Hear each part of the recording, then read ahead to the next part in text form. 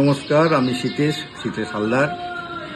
নতুন একটি কাজ আসছে, কয়েকটি রবীন্দ্রনাথের গানের সংকলন, অনঞ্জনের অ্যারেঞ্জমেন্টে, অনঞ্জন বন্দ্যোপাধ্যায়। অনঞ্জনের সঙ্গে কাজ করতে আমার বরাবরই খুব ভালো লাগে, আমার অত্যন্ত স্নেহের, খুব মজা করে কাজ। তো হঠাৎ একদিন ফোন করে বললো, কাকু একটা নতুন কাজ আছে। তারপরে যখন শিল্পী নাম শুনছি তখন ভালো লাগাটা আরও বেড়ে গেল, কারণ আমার অত্যন্ত প্রিয় শিল্পী একজন রেশমিতা নন্দী বিশ্বাস। অত্যন্ত গুণী, অত্যন্ত খুব যত্ন করে, খুব শ্রদ্ধাশীলভাবে রবীন্দ্রনাথের গানটা পরিবেশন করে। তো এই কাজটা করতে গিয়ে এত স্মৃতি, এত ভালো লাগা, খুব মজা, হৈ হৈ করে সবার সঙ্গে, এবং এত গুণী মানুষরা রয়েছেন, সুব্রতদা, কমলদা, সনদদা, সবাই মিলে। এটা তো টিমওয়ার্ক।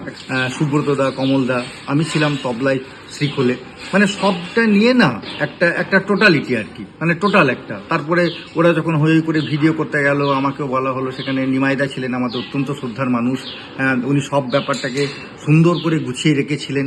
এই টোটাল ব্যাপারটা নিয়ে আমাদের একটা সার্বিক একটা প্রয়াস। হ্যাঁ, আপনারা শুনুন, আশা করি ভালো লাগবে। অনঞ্জন আর রেশমিতা দুজনেই অত্যন্ত গুণী মানুষ, তাদেরকে আশীর্বাদ করুন, আগামী দিনে যেন ওরা আরও ভালো ভালো কাজ উপহার দেয়।